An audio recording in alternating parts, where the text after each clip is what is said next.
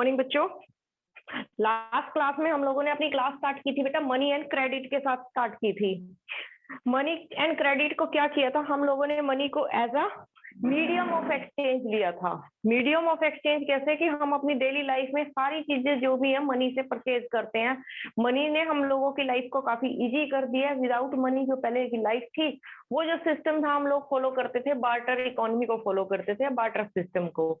But barter system की अपने आप में खुद में बहुत सारी प्रॉब्लम थी। उसमें सबसे पहली प्रॉब्लम तो क्या थी आपकी, डबल कोइंसिडेंस ऑफ वांट्स की। आपको वो पर्सन चाहिए था जो आपकी कमोडिटी का कमोडिटी के साथ एक्सचेंज कर ले, गुड्स का गुड्स के साथ एक्सचेंज कर ले। अगर वो आपको वो पर्सन नहीं मिलता तो आपके लिए ट्रेड करना या अपने लिए कोई चीज परचेज करना पॉसिबल नहीं था।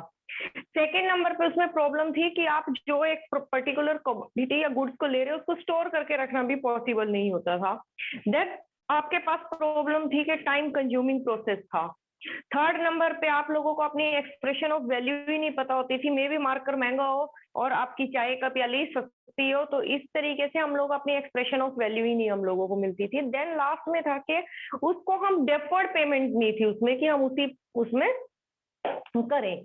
धीरे धीरे धीरे धीरे टाइम चेंज हुआ, मनी इन्वेंट हुई। मनी इन्वेंट के साथ भी सबके पास अभी भी मनी नहीं होती थी। फिर मनी को हम लोगों ने क्या किया, अपनी वर्किंग कैपिटल या आपकी किसी चीज को एज अ मनी यूज करना स्टार्ट किया। अगर हम अपने टाइम पे करते हैं कि एज अ मनी, फिर हम लोगों ने वर्किंग कैपिटल अपने पास जो आई है, आप लोगों ने 9th क्लास में एक फिजिकल कैपिटल देखा था, उसमें एक फिक्स कैपिटल होती थी और एक वर्किंग कैपिटल। वर्किंग कैपिटल में आपके पास रॉ मटेरियल होते थे। अब आपने क्या किया, रॉ मटेरियल को एज अ मनी यूज करना स्टार्ट कर दिया। रॉ मटेरियल में आपके पास क्या हो सकता है, कोई ग्रेन हो सकता है। कई बार आप अपने कैटल को भी as a raw material use करते थे, as a working capital use करना स्टार्ट कर दिया। किसी को किसी के पैसे देने होते हैं तो वो क्या करता है, अपनी काऊ को दे देता था। काऊ की वैल्यू लगती थी, अगर वो अच्छा खासा दूध दे रही है तो उसकी और ज्यादा वैल्यू लगेगी, या वो बहुत कम दूध देती है तो उसकी कम वैल्यू लगेगी। ऐसा आपने अपने कैटल को भी वर्किंग वैल्यू की तरह यूज करना स्टार्ट कर दिया।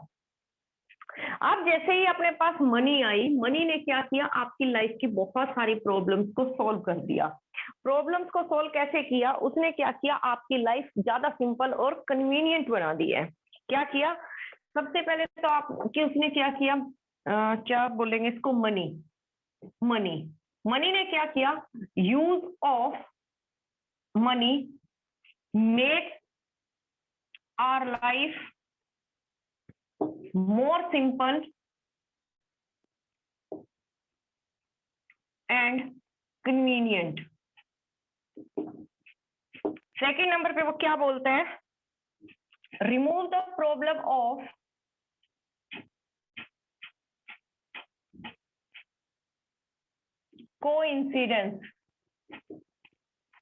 coincidence of wants। Third, store of wealth। Fourth, money has its own monetary value।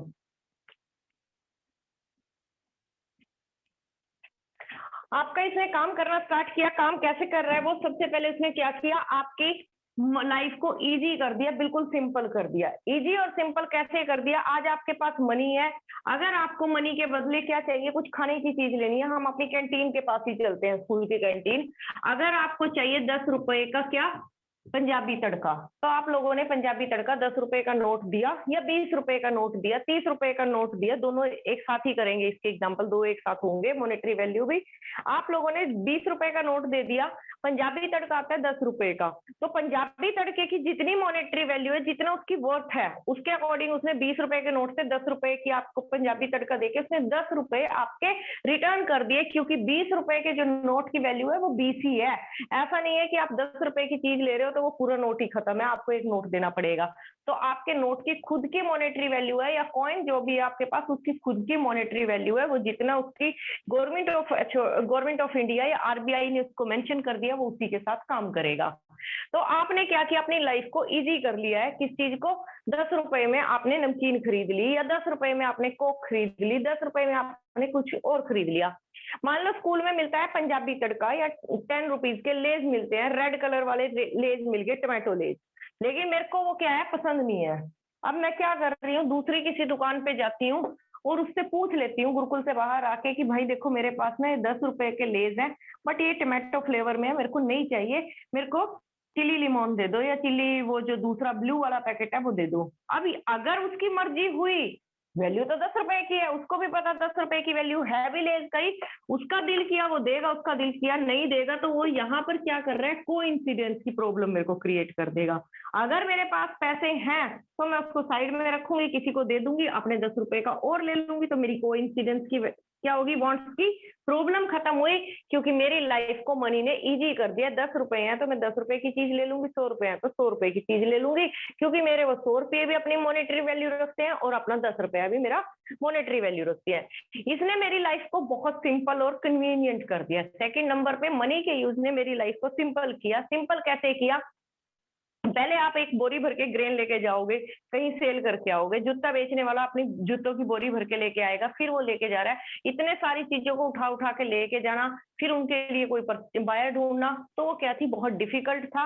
अब उसने क्या किया, मेरी लाइफ ने, मनी ने कन्वीनियंट कर दिया, सिंपल कर दिया। मैं जहां जाए अपने वॉलेट के अंदर पैसे डाल के लेके जाऊंगी, इजिली अपना काम वाम खत्म करके वापिस आऊंगी। थर्ड नंबर पे ये तो होगी अपनी बात स्टोर ऑफ वेल्थ। अब देखो, अगर हम बात करते हैं कि किसी के पास 100 एकड़ लैंड थी और 100 एकड़ लैंड में उसने इतना सारा ग्रेन प्रोड्यूस कर लिया है, इतने सारे गन्ने प्रोड्यूस कर लिए हैं, अब उनको ले लेके बेचता हुआ घूम रहा है, तो क्या होगा, आपकी स्टोर करना उसको बहुत लॉन्ग टाइम तक डिफिकल्ट होगा। मे बी वो राइस को, आपके ग्रेन को, व्हीट को स्टोर भी कर सकता है, बट गन्ने को कितने टाइम स्टोर करेगा, गन्ना तो धीरे धीरे सूखेगा। लेकिन अगर आपके पास क्या है, आपकी मॉडर्न मनी है, तो आप उसको कितना भी स्टोर कर सकते हो। ठीक है, गवर्नमेंट को टैक्स पे करना पड़ेगा, टैक्स देते रहो, लेकिन आप अपना स्टोर कर सकते हो, घर में भी स्टोर कर सकते हो। जो पैसे की चोरी करने पे आएंगे तो हम लोग घर पे भी स्टोर कर सकते हैं टैक्स चोरी के लिए। तो ठीक है बेटा, उसकी खुद की एक मॉनेटरी वैल्यू है। फिर इसको थोड़ा सा और एक्सपेंड कर देते हैं, जो कि अपनी एनसीईआरटी में नहीं है। अब वो बताते हैं टाइप्स ऑफ मनी कितनी होगी। अपने पास जो टाइप्स ऑफ मनी है, मेनली तो 2 होंगी, लेकिन कई बार इसको हम जो 11th-12th का सिलेबस है उसमें इसको कई बार एक्स्ट्रा कर देते हैं। जो फर्स्ट वैल्यू की फुल बॉडीड मनी, क्या है, full bodied money. Full bodied money से क्या है, आपकी, हम आपके प्रीशियस मेटल की बात करते हैं, गोल्ड की। फुल बॉडीड मनी है कि वो अपने आप में अपनी खुद की कीमत रखता है। खुद की कीमत कैसी रखता है कि जैसे अगर आज हम नोट की बात करते हैं, आज का नोट 10 रुपए का नोट है, 10 साल बाद भी वो 10 रुपए का ही नोट रहेगा। लेकिन आपने गोल्ड खरीद लिया, जब तक उस गोल्ड को आप यूज कर रहे हो एज अ गोल्ड कॉइन, जब एंशियंट टाइम में हम लोग गोल्ड को गोल्ड कॉइन के जैसे यूज करते थे, तब तो वो एक ही गोल्ड चलता था। 100 सोने की मोहरे, 50 सोने की मोहरे, हर चीज की कीमत होती है। 10 सोने की मोहरों के बदले मिलेगा, 20 के बदले मिलेगा, तो आपको ऐसे मिलता था। लेकिन अगर आज के टाइम में हम इस मनी की बात करते हैं, तो अपने पास ये क्या है, गोल्ड। आज से 20 साल पहले अगर मैंने कोई गोल्ड परचेज किया होगा, वो 8,000 रुपए का 10 ग्राम आता था। लेकिन आज देखे उसी गोल्ड की कीमत कितनी है, वो 50,000 का हो गया। तो ये खुद से अपनी क्या कर रहा है, गोल्ड अपनी फुल बॉडीड मनी है, यानी कि इसको डे बाय डे इसकी वैल्यू जो है इंक्रीज होगी। सेकंड नंबर पे हम लोग बोल रहे हैं किसकी, आपकी आज की जो मनी है वो कौन सी है, आपके नोट्स हैं, कॉइन्स हैं, जो अपने कॉइन्स है वैसे कॉइन, टोकन मनी, यानी कि जो आपके बैंक में डिमांड डिपॉजिट वगैरह होंगे उनकी मनी। बट इनकी वैल्यू कब है, जब उसको गवर्नमेंट ऑफ इंडिया, हम इंडिया के पार्ट में बात कर रहे हैं, किसी और की नहीं, गवर्नमेंट ऑफ इंडिया या किसी भी कंट्री की गवर्नमेंट उसको कर देती है अथराइज, और आरबीआई उसको अथराइज करेगा, तब उसकी वैल्यू है, अदरवाइज उसकी वैल्यू नहीं है। शाहरुख खान वाले, आपके सैफ अली खान वाले कितने नोट्स लेके घूमो, उनकी कोई वैल्यू नहीं है जब तक उसके ऊपर आपके आरबीआई गवर्नर के सिग्नेचर नहीं है। काम दिया था कुछ निकम्मों ने करके, सिर्फ एक बच्चे ने भेजा था। फिर हम बात करते हैं रिप्रेजेंटेटिव फुल बॉडी मनी। अब यहाँ एक और चीज देखो, रिप्रेजेंटेटिव फुल बॉडी मनी। वैसे तो अपने पास फुल बॉडी मनी और आपका मॉडर्न मनी की बात करते हैं, लेकिन यहाँ एक और मनी की बात कर रही हूँ मैं, रिप्रेजेंटेटिव फुल बॉडी मनी।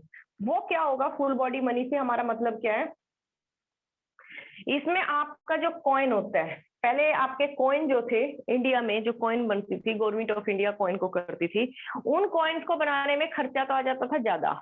खर्चा कितना, अगर 5 रुपए का कॉइन है वो 8 से 10 रुपए उसका खर्चा आता था, जो उसके अंदर सिल्वर यूज होती थी पहले, वो जो मेटल वाला दूसरे मेटल का था, या फिर उसके अंदर जो ब्रास यूज होता था, उससे खर्चा ज्यादा आ जाता। उससे क्या हुआ, हमारी कंट्री की करेंसी कहाँ चली गई, बांग्लादेश चली गई, नेपाल चली गई। वहां के लोगों ने क्या किया, उनको तोड़ फोड़ के मेल्ट कर करके उससे स्टार्ट कर दिया। जिस टाइम हम सिल्वर के वो यूज करते थे एल्यूमिनियम वाले पैसे, उनको भी क्या किया, कट फट करके स्टील के आपके ब्लेड्स बनाना स्टार्ट कर दिया, उससे भी उन लोगों ने पैसा कमा लिया। अब जो आपने कॉइन आ रहे हैं वो सिंपल कॉइन आ रहे हैं, सस्ता कॉइन आ रहा है। अब उसमें इतना ही पैसा लगता है जितना उसके ऊपर वैल्यू है। तो आपकी रिप्रेजेंटेटिव मनी भी, कि उसके ऊपर खर्च ज्यादा आता था लेकिन वैल्यू, उसकी खुद की मॉनेटरी वैल्यू कम थी। चलो बेटा आगे चलते हैं। मॉडर्न फॉर्म ऑफ मनी, आपकी बुक बोलती है मॉडर्न फॉर्म ऑफ मनी में आपके पास क्या क्या है। पहले क्या थे आपके पास, कॉइन थे। कॉइन किस चीज के, गोल्ड के, सिल्वर के, ये सारे प्रीशियस मेटल के कॉइन थे। एट प्रेजेंट आप यूज कर रहे हो नोट्स, नोट्स के साथ कॉइन्स भी यूज कर रहे हो, डिमांड डिपॉजिट यूज कर रहे हो, और आजकल तो एक और चीज आ गई है बिटकॉइंस वगैरह, इंडिया में नहीं है, लोग पैसे वैसे कैसे, उसको मेरे को नहीं पता कैसे लगाते हैं, लेकिन एक बिटकॉइन जैसी करेंसी भी है, और एक और नई करेंसी इन्वेंट हुई थी, पर उसके पीछे झोल भी बहुत हुआ था। तो आपके मॉडर्न फॉर्म्स की, अब इन फॉर्म की जो आपके पास आई है करेंसी, मॉडर्न करेंसी, इसको हम यूज क्यों करते हैं। पहली बात तो इसको गवर्नमेंट ऑफ इंडिया या आपका आरबीआई अथोराइज करेगा। सेकंड नंबर पे इनकी खुद की मॉनेटरी वैल्यू है। मॉनेटरी वैल्यू का क्या मतलब है, कि उन नोट्स को बनाने में इतना पैसा खर्च नहीं हुआ।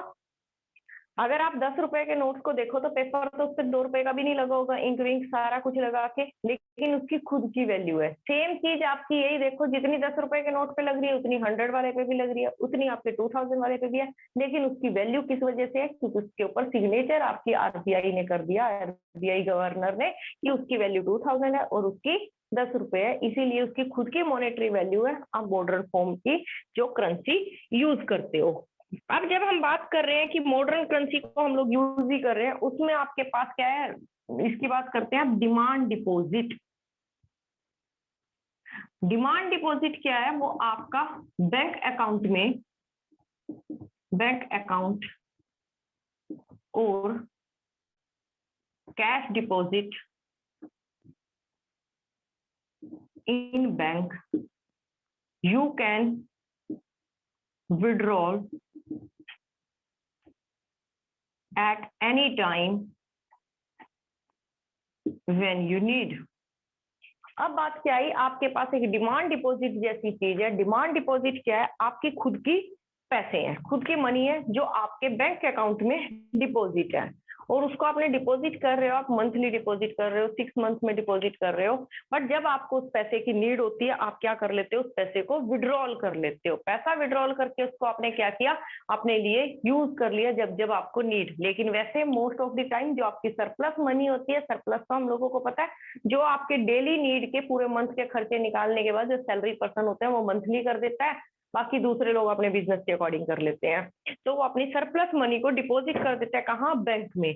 अब बैंक में उसने डिपॉजिट कर दिया, उसको उसका बेनिफिट क्या है, दोनों लोगों को, बैंक क्यों उसके लिए काम कर रहे हैं, प्लस जो इसका वो अकाउंट ओनर है उसको बेनिफिट क्या है। आपका एक होता है डिपॉजिटर, दूसरा होगा आपका, ये होगा आपका बैंक। डिपॉजिटर गया बैंक के पास, बेटा पैसा लेके उसने पैसा डिपॉजिट करवा दिया। अब बैंक ने क्या किया, इसको इंटरेस्ट भी दिया, इंटरेस्ट भी दे दिया उसके पैसे पे। अब हमारे दिमाग में क्वेश्चन आता है कि इस बैंक को बेनिफिट क्या हो रहा है, उसका पैसा ले भी रहा है, उसको और पैसा भी दे रहा है डिपॉजिट करके। उसको बेनिफिट कहाँ हुआ, कि उसके पास आता है एक बोरोवर, जिसको पैसा उधार चाहिए। बोरोवर आया, बोरोवर ने उससे पैसा लिया, पैसा, अब बोरोवर क्या कर रहा है, अब इसको उसने इंटरेस्ट पे कर दिया, बोरोवर इंटरेस्ट पे करेगा बैंक को। अब जो बैंक इंटरेस्ट देता है, अगर डिपॉजिटर को वो दे रहा है 5% का इंटरेस्ट, ब्याज देता नहीं है, वैसे 3 का ही है, कम ही रखते हैं हम तो, 2.9 का 2.9% का इंटरेस्ट दे रहा है, लेकिन आपके बोरोवर से ले रहा है वो किसी अलग अलग चीज पे, कार लोन पे अलग है, एजुकेशन लोन पे अलग है, होम लोन पे अलग है, तो वो 10% पे इसको दे रहा है, किसको? बोरोवर को। तो बाकी जो 7% है वो क्या हुई? आपकी इनकम ऑफ बैंक होगी। क्या हुई बेटा? Income of bank. ओके, अब इन बैंक के बैंक कौन था आपके पास? आरबीआई। बैंक क्या करता है? जो इसके पास सारा पैसा है उसका सिर्फ 15% अपने पास रखता है। जितना उसके पास डिपॉजिट बैंक है, मे भी किसी बैंक के पास 5 करोड़, 7 करोड़, 10 करोड़, कितना भी है, तो उसका जितना भी है वो सिर्फ 15% अपने पास रखेगा। रेस्ट ऑफ द मनी को वो क्या कर रहा है? अपनी इन्वेस्ट करके रखेगा। किधर? बोरोवर के पास। प्लस उसमें से जैसा बैंक होगा उसके अकॉर्डिंग उसको अपना कितना 4% अपने टोटल इनकम का डिपॉजिट करवाना पड़ता है आरबीआई के पास भी। वो अलग अलग टाइम पे डाटा चेंज होता रहता है बेटा। जैसे ही आरबीआई के सीआरआर होगा, एसएलआर, सीआरआर होगा, उसके अकॉर्डिंग वो चेंज करते हैं। वो पूरा टोटल इकोनॉमिक्स का पार्ट है, लेकिन फिर भी बता रही हूँ मैं आप लोगों को। तो ये आपके आरबीआई के पास उसका डिपॉजिट रहेगा। 15% वो खुद का रखेगा। 15% कौन सा रख रहा है? जो लोगों ने उसके पास डिपॉजिट करवाया उसका 15%। उसका रेस्ट ऑफ मनी वो क्या कर रहा है? अपने बोरोवर को दे रहा है, इन्वेस्ट कर रहा है। किसको? जिस लोगों को पैसा चाहिए उन लोगों को वो देगा। बाकी का 15% वो अपने पास किस लिए रख रहा है? कि जैसे ही आपके बैंक में 2, 3, 4 लोग ही आएंगे जो डेली अपना पैसा उनको जिनको चाहिए होगा, किसी को कभी चाहिए होगा, किसी को कभी, वो अपना विड्रॉल करवा सकते हैं। लेकिन 85 ऐसा तो नहीं है 100 के 100 एकदम आएंगे, 100 के 100 एकदम नहीं आते। अगर बाई चांस किसी दिन ऐसी कंडीशन हो भी जाती है कि अगर एक बैंक के पास 100 कस्टमर है और 100 के 100 एक साथ आते हैं कि मेरे को पैसा चाहिए, लेकिन उसके पैसे तो कहाँ है? मार्केट में पड़े हैं। किसके पास? बोरोवर के पास है। बिजनेसमैन ने उनसे पैसे ले रखे हैं। अब वो क्या करेगा? वो आरबीआई से डिमांड करेगा कि मेरे पास इतने लोग आ गए हैं, इनको सबको पैसा रिटर्न करना है। जो मेरा आपका सेविंग का पैसा है वो मेरा पैसा आप दो, मैं इनको पे करूंगा। ठीक है? तो तब वो आरबीआई से अपना पैसे की डिमांड कर सकता है। मे भी उसके पास इतना पैसा ना भी हो, तब वो आपके आरबीआई से उधार भी ले सकता है। ठीक है बेटा, इतनी बात समझ में आई? अब आपकी जो इन दोनों के बीच का डिफरेंस है वो उसकी बैंक की क्या होती है? इनकम होती है। अब चलते हैं आगे। फिर आपका जब जैसे ही डिपॉजिटर हो गया, बैंक में डिमांड डिपॉजिट हो गया, जब आपको नीड है तो उसके लिए जिस टाइम आपका अकाउंट खुलता है तो आपको एक चेक बुक मिलती है। चेक बुक क्या है? आपकी टोटली, अब जब किसी को आपने पैसा देना है, किसी से उधार देना है या किसी को कैसा भी किसी का रिटर्न करना है, तो चेक बुक जो है, चेक जो आपका टोटली इंस्ट्रक्शन होगी किसके लिए? आपके बैंक के लिए। बैंक के लिए इंस्ट्रक्शन कैसी है? आप पर्टिकुलर पर्सन के नाम से चेक बनाओगे। इस बंदे को, अगर मैं प्रभात को पैसे दे रही हूँ, मैं प्रभात के नाम से चेक बना रही हूँ, मेरे को प्रभात को इतने पैसे का 50,000 रुपए का चेक देना है और इसको ले लो। अब यहाँ क्वेश्चन क्या है? जिस टाइम आप डिमांड डिपॉजिट की बात करते हो, डिमांड डिपॉजिट, उस टाइम आपके अकाउंट में इतना पैसा होना चाहिए। लेकिन जब मैं प्रभात को चेक दे रही हूँ, मे बी आज मेरे अकाउंट में 1 रुपया भी नहीं है, आज मेरे अकाउंट में कुछ भी पैसा नहीं है, और मेरे को प्रभात को देने हैं 50,000 रुपए, और मैं प्रभात को बोलती हूँ प्रभात 4 दिन के बाद मेरी कहीं से आएगा पैसा, मैं तब आप अपने मेरे अकाउंट से विड्रॉल कर लेना, मेरी सैलरी आएगी तब निकाल लेना। ये चेक मैं आपको आज ही दे रही हूँ, चेक बैंक में, बट लगाना कब? आप 4 दिन के बाद, तब आप अपना पैसा निकलवा लेना। अब इसने क्या किया? 4 दिन के बाद मैंने उसके ऊपर डेट लिख दी आज की। आज कितनी है? 9 तारीख है। 10 है या 9 है? आज कितनी आए? चलो 10 है, मान लो 10 तारीख मान लेते हैं। 10 के बाद मैंने बोला 14 को तू बैंक में जाना, 14 को तू चेक से पैसे विड्रॉल करवा लेना। तो 14 से पहले ये जाएगा तो इसकी गलती है। लेकिन अगर ये 14 को जाता है और तब भी इसको मेरे अकाउंट में पैसे नहीं मिलते, तब बैंक मैनेजर मेरे को फोन करेगा और मेरे से पूछेगा आपके अकाउंट में पैसा नहीं है, ये चेक आपके नाम से आया है, आपने दिया है या किसी ने ऐसे ही साइन कर दिया है? तब मैं उसको बताऊंगी कि नहीं मैंने दिया है, बट मेरे अकाउंट में पैसे आने थे, नहीं आए, तो इसको होल्ड कर लो। मे भी ये 1 दिन और बाद चल जाता है, बेचारा मैंने इसको दे भी दिया, मेरे पैसे नहीं आए, फिर भी मैंने इसको झूठा चेक बना के दे दिया, फर्जी चेक जो होगा, तब ये क्या करेगा? मेरे ऊपर केस कर देगा। पैसे भी दे हैं मेरे 50,000 रुपए, दे भी नहीं रहे, ऊपर से मेरे चक्कर भी कटवा दिए बैंक में भी, तब ये मेरे ऊपर एक मेरे चेक के लिए, मेरा चेक बाउंस होगा, तब ये मेरे ऊपर केस कर सकता है। क्लियर बच्चा? इतनी सी बात क्लियर है तो आगे चले, नहीं तो यहीं रुक जाते हैं। अरे थम्स अप कर दो या थम डाउन कर दो, आपकी मर्जी है। इतनी सी बात समझ में आती है तो ठीक है, नहीं तो आगे चलो।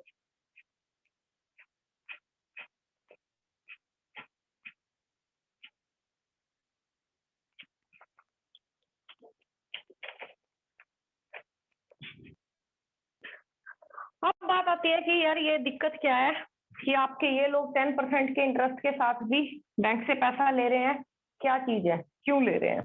अब देखते हैं। आपके पास इससे पहले स्टोरी आई, स्टोरी किसकी आई?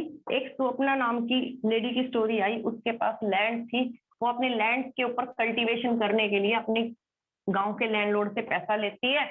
उसकी क्रॉप खराब हो जाती है। क्रॉप खराब होने के बाद उसने क्या किया, बेचारी फिर वो ट्रैप पैसा रिटर्न नहीं कर पाई। फिर वो अगले साल फिर क्रॉप ग्रो करनी थी, फिर से उसको पैसे धीरे धीरे वो ट्रैप में फंस गई, क्योंकि एक हाई इंटरेस्ट पे लेके चली है। लेकिन आप जब भी बैंक से पैसा लोन पे लेते हो तो उसका एक फिक्स अमाउंट होता है। ऐसा नहीं है आप अपनी मर्जी से बैंक आपके ऊपर इम्पोज करेगा। उसका फिक्स अमाउंट है तो है, उसमें किसी की कोई चालाकियां नहीं चलेंगी। लेकिन जब भी आप इनफॉर्मल सोर्स से लोगे तब आपकी क्या होगी, सारी उसकी मर्जी चलेगी, वो जितना चाहे आपसे इंटरेस्ट ले सकता है। स्टोरी आती है यहाँ पर, दो स्टोरी होगी। एक तो थी सलीम नाम के करेक्टर था उसमें। सलीम नाम का करेक्टर क्या है, उसको दिवाली का फंक्शन आ रहा था। दिवाली के फंक्शन से पहले 1000 पेयर ऑफ शूज रेडी करके देने थे किसी ट्रेडर को। अब उसने क्या किया, किसी रॉ मटेरियल पहले उसने ले लिया किसी से उधार में, कि जैसे ही मैं अपना दे दूंगा मेरा पैसा आएगा तो मैं तेरा रिटर्न कर दूंगा। प्लस उसने वर्कर्स को भी हायर कर लिया और विद इन टाइम वो आपका ट्रेडर को बना के दे देता है। उसको अच्छा खासा मुनाफा होता है, फिर वो उसके पैसे भी रिटर्न कर देता है। प्लस उसने उस ट्रेडर से भी एडवांस में पैसा ले लिया था, क्योंकि वर्कर्स को भी उसने पे करना था। यहाँ तो उसको बेनिफिट हो गया तो अच्छा लग रहा है। इनफॉर्मल सोर्स ही था सारा, बट वो उसके बिजनेस के लिए था। सेकंड नंबर पे स्वप्ना की स्टोरी है। स्वप्ना क्या बेचारी फंस जाती है। जैसे ही फिर वो बोलते हैं कि क्लास में स्टोरी चल रही थी तो 3 बच्चों को फिर से होमवर्क दिया गया कि तुम ऐसी ही कोई और स्टोरी करो। तो वो अपने आसपास के एरिया के पास 3 तरह के पोटैटो जो फार्मर थे उनकी स्टोरी देखते हैं। एक पोटैटो उसकी स्टोरी में तो वो अपने लैंडलॉर्ड से ही पैसा लेता है और लैंडलॉर्ड उसको पैसा दे देता है, लेकिन उसको ट्रैप में फंसा लेता है, ज्यादा इंटरेस्ट होता है सब कुछ। दूसरे नंबर पे वो एक कमीशन एजेंट से लेता है पैसा। कमीशन एजेंट इस चीज के साथ उसको बोलता है तेरे को सारे पोटैटो मेरे पास ही सबमिट करने, अपने बेचने पड़ेंगे, कहीं और नहीं बेचेगा तू, जो रेट मैं दूंगा उसी के अकॉर्डिंग। तीसरे नंबर पे अपना जो आता है कोऑपरेट, एक और पर्सन होता है, वो किसके पास जाता है, एक बैंक के पास जाता है, कोऑपरेटिव सोसाइटी के पास, उससे पैसा लेता है और उससे पैसा लेके उसने अपनी फसल वगैरह ग्रो कर ली। लेकिन उस टाइम रेट कम था, तब उसने कोल्ड स्टोर में भी लगा लिया उनको। जब जैसे ही अच्छा रेट आता है तो उसने उनको बेच दिया और अच्छे खासे उसको पैसे मिल गए। ये सारी स्टोरी हम देख के क्या बोलते हैं कि वो बेनिफिट में रहा कि उसने पैसा बैंक से लिया, कम इंटरेस्ट पे लिया, फिर उसको हाई रेट में अपने क्रॉप भी सेल कर दी, तो बेनिफिट में रहा। ऐसी स्टोरी। अब बात करते हैं कि पहली बात तो आपके पास क्या है, एडवांटेजेस ऑफ लोन। उसकी एडवांटेजेस क्या होती हैं, पहले तो आपके लोन की बेनिफिट है या नहीं। एडवांटेजेस ऑफ लोन, क्यों एडवांटेज है? पहली बात तो ये हेल्प करता है, it help to build the home, houses को बिल्ड, टू एक्सपेंड बिजनेस,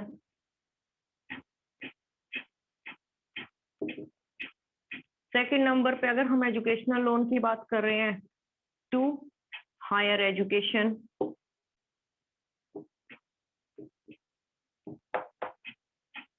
और फार्मर्स की बात करें टू ग्रो क्रॉप। इन सारी चीजों से तो जो हम लोगों ने अभी एग्जांपल देखे हैं, तो लोन की तो हम लोगों को नीड होती है।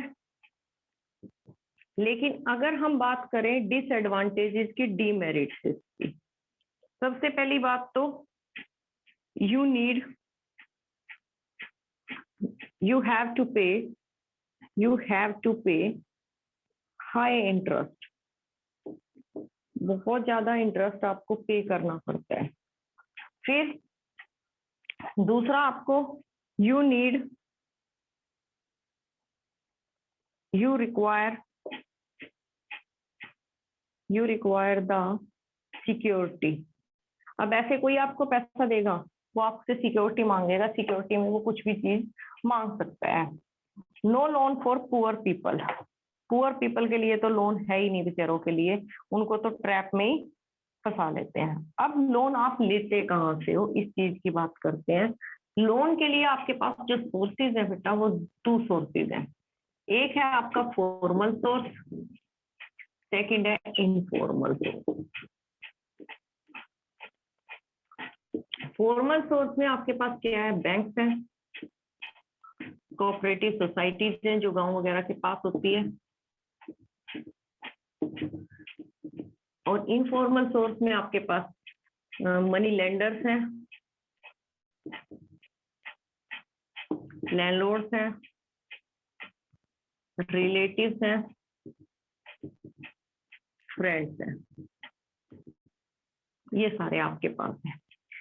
लेकिन यहाँ क्या दिक्कत है बेटा, इनफॉर्मल सोर्स, फॉर्मल सोर्स पे जब जाते हो तब आपको सबसे पहले क्या नीड होती है, कोलेट्रॉल की नीड होती है। कोलेट्रॉल क्या होता है आपका, आपकी कोई सिक्योरिटी होती है। बैंक ऐसे ही किसी को पैसे नहीं देता। अगर मैंने बताया कि एक कोऑपरेटिव सोसाइटी से लोन लिया, उसने फिर कोल्ड स्टोर में अपने पोटैटो रखे, उसके लिए उसको क्या करना पड़ा, पहले अपने लैंड के पेपर सारे कोऑपरेटिव बैंक को दिखाने पड़े कि मेरे पास इतनी 7 एकड़ लैंड है, मैं इतने में पोटैटो ग्रो करूंगा, फिर मेरे को सीड्स वगैरह चाहिए, तब जाके उसको बैंक ने दिया है पैसा, तो कोलेट्रॉल चाहिए।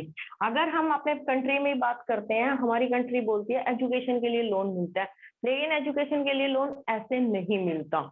एजुकेशन के लिए लोन जब भी मिलता है वो आपको सिटी की प्रॉपर्टी पे मिलता है, कमर्शियल प्रॉपर्टी पे मिलेगा। आपकी एग्रीकल्चर लैंड पे भी आपको वो लोन प्रोवाइड नहीं करते, सारी चीजें झूठी है। उनको जो सिक्योरिटी चाहिए तो सिक्योरिटी चाहिए आपकी कोई कोलेट्रॉल, और कोलेट्रॉल क्या होगा, आपकी शहर में कोई प्रॉपर्टी हो, कोई प्लॉट हो, तब जाके आपको लोन मिलेगा, अदरवाइज आपको वो लोन नहीं देते।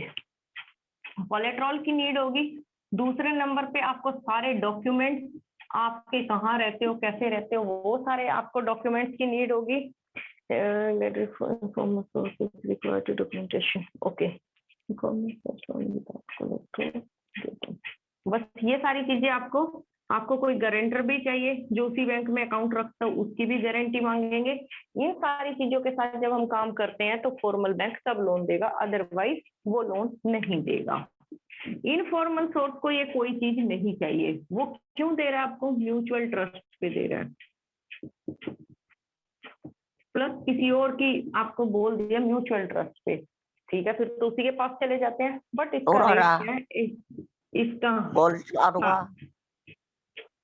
हाई रेट इंटरेस्ट है। देखो भाई, अपनी क्लास में किसी को दौरा दारा पड़ गया, देख लो कौन है वो, उसको बोल दो। हाई रेट पर हम लोग इंटरेस्ट पे करते हैं, ठीक है बेटा, इनफॉर्मल सोर्स में। लेकिन उसका सबसे बड़ा डिसएडवांटेज क्या है, जब हम इनफॉर्मल सोर्स पे लेते हैं। आज तो मेरी क्लास में से पूरी शांति है, मेरी वॉइस आ भी रही है या नहीं तुम लोगों को? आ रही मैम, आ रही है। इनफॉर्मल सोर्स की हम लोगों को, फिर हम बोलते हैं कि हम लोग क्यों जा रहे हैं इनफॉर्मल सोर्स पे।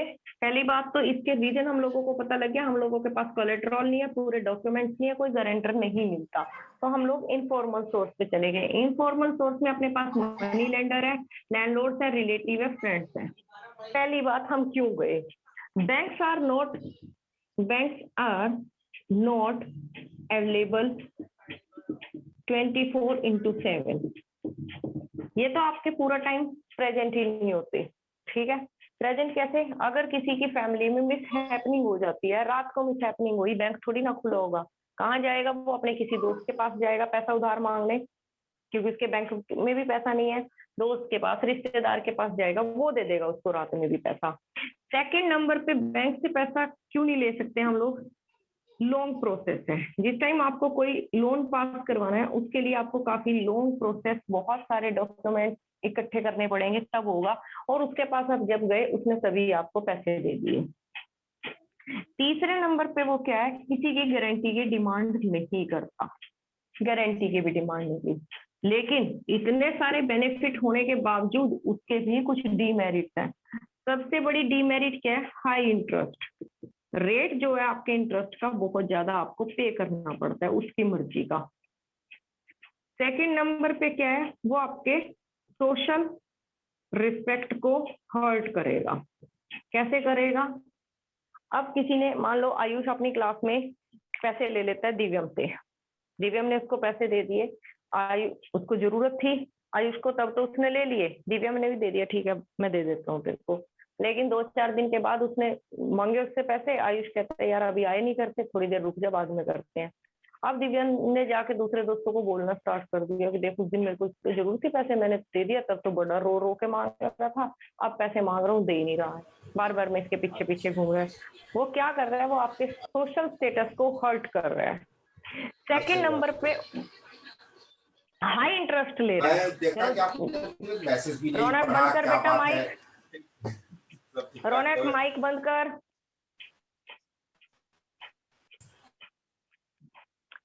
मेरे स्टूडेंट से ज्यादा उनके पेरेंट्स से रिक्वेस्ट है, प्लीज जिस टाइम मेरा बच्चा क्लास अटेंड कर रहा हो उसके आसपास मत आया करें।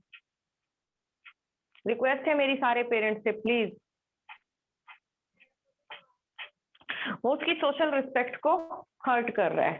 प्लस कई बार सिर्फ सोशल रिस्पेक्ट हर्ट नहीं करेगा, वो उसके साथ मारपीट भी कर सकता है। मे बी वो बेचारा अनेबल है, उसके पास देने के लिए अभी सोर्स नहीं है, तो वो क्या कर रहा है, उसके साथ बदतमीजियां कर सकता है।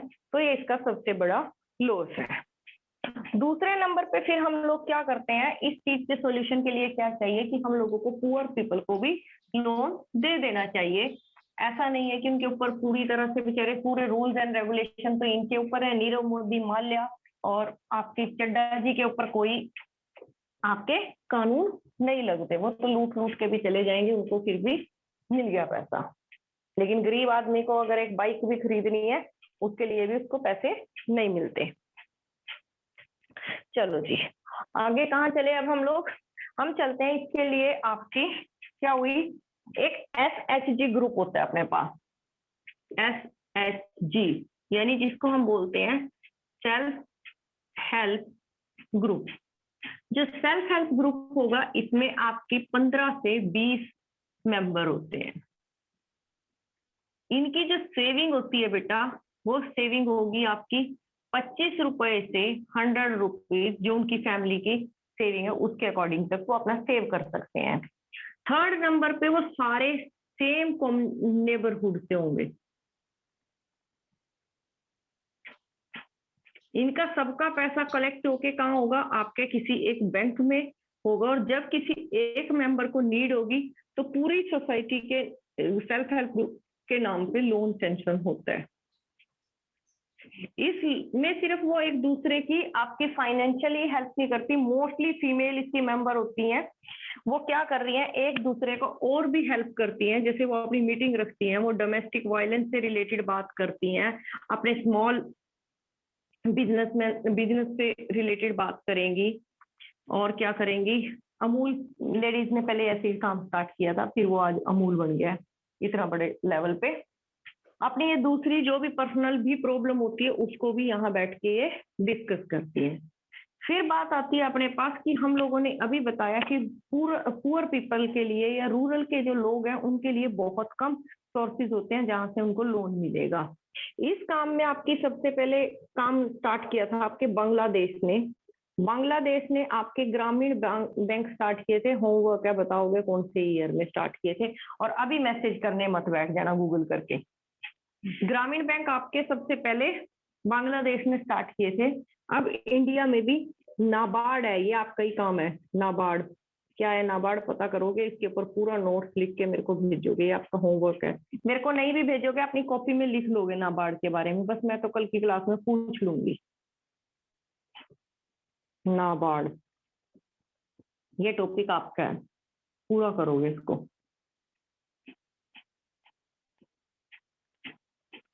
और बांग्लादेश वाला पूरा टॉपिक आपका है। स्टोरी जो थी वो मैंने बता दी इस चैप्टर में, और क्या था इस चैप्टर में, अब तुम पूछ लो मेरे को कोई चीज का डाउट जो था तुम लोगों का। अगर इस चैप्टर में यहाँ से कोई डाउट है तो फटाफट से पूछना स्टार्ट करो। और आपका जो पीटी का डेट आ गया है ना, कब है पीटी आपका, एसएसटी का पीटी कब है बेटा?